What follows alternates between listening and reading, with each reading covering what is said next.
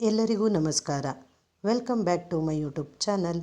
ಇವತ್ತು ನಾವು ರಂಗೋಲಿಯ ಮಹತ್ವ ಹಾಗೂ ಪ್ರಾಮುಖ್ಯತೆ ಬಗ್ಗೆ ತಿಳಿಯೋಣ.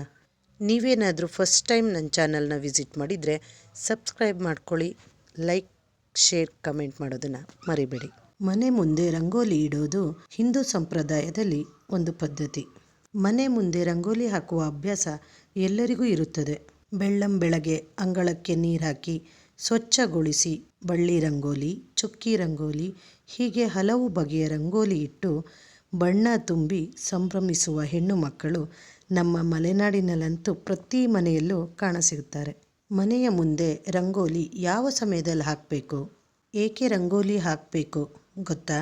ರಂಗೋಲಿ ಹಾಕುವ ಸಮಯ ಸೂರ್ಯೋದಯದ ಸಮಯ, ಅಂದರೆ ಬ್ರಾಹ್ಮಿ ಮುಹೂರ್ತದಲ್ಲಿ ರಂಗೋಲಿ ಹಾಕಬೇಕು. ರಂಗವಲ್ಲಿ ಎಂದರೆ ಬಣ್ಣಗಳಿಂದ ಅಲಂಕರಿಸಿದ ಲತೆಗಳು ಎಂದರ್ಥವಿದೆ. ರಂಗ ಎಂದರೆ ಕೃಷ್ಣ, ಭಗವಂತ ಎಂದರ್ಥವಿದೆ. ಒಲಿ ಎಂದರೆ ಆನಂದಿಸು, ಅನುಗ್ರಹಿಸು. ಭಗವಂತನ ಅನುಗ್ರಹಕ್ಕಾಗಿ ರೂಪ ತಳೆದ ಕಲೆಯೇ ರಂಗವಲ್ಲಿ. ವಿಶೇಷ ಸಂದರ್ಭಗಳಲ್ಲಿ ಮತ್ತು ಧಾರ್ಮಿಕ ಸಮಾರಂಭಗಳಲ್ಲಿ ಹಿಂದೂ ಧರ್ಮದಲ್ಲಿ ರಂಗೋಲಿ ಬಿಡಿಸುವುದು ಮಂಗಳಕರವೆಂದು ಪರಿಗಣಿಸಲಾಗಿದೆ. ವಿವಿಧ ಬಣ್ಣಗಳು ಮತ್ತು ಹೂಗಳಿಂದ ಮಾಡಿದ ರಂಗೋಲಿಯು ನಮ್ಮ ಮನೆ ಮತ್ತು ಸುತ್ತಮುತ್ತಲಿನ ಪರಿಸರದಲ್ಲಿ ಧನಾತ್ಮಕ ಶಕ್ತಿಯನ್ನು ತುಂಬುತ್ತದೆ. ಇದು ಮನಸ್ಸನ್ನು ಸಂತೋಷಪಡಿಸುವುದಲ್ಲದೆ ವಾತಾವರಣವು ಧನಾತ್ಮಕವಾಗಿರುತ್ತದೆ. ಹಾಗೆಯೇ ನಮ್ಮ ಆರೋಗ್ಯದ ಮೇಲೂ ಪರಿಣಾಮ ಬೀರುತ್ತದೆ. ರಂಗೋಲಿಯನ್ನು ಸಿರಿ ಮತ್ತು ಸಮೃದ್ಧಿಯ ಸಂಕೇತವೆಂದು ಪರಿಗಣಿಸಲಾಗಿದೆ.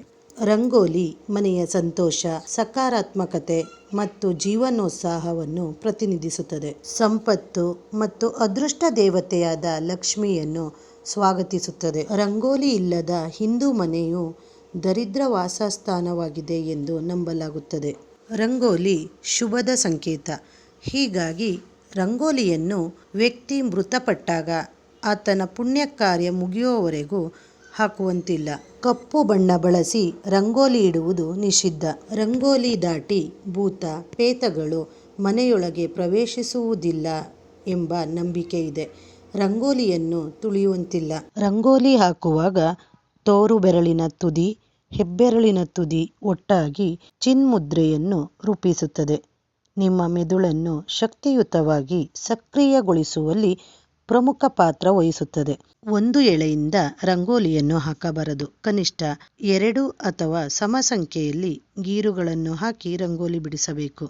ಮನೆಯ ಮುಂದೆ, ಬಾಗಿಲಿನ ಮಧ್ಯದಲ್ಲಿ ರಂಗೋಲಿ ಹಾಕಬೇಕು ಎಂಬ ನಿಯಮಗಳಿವೆ.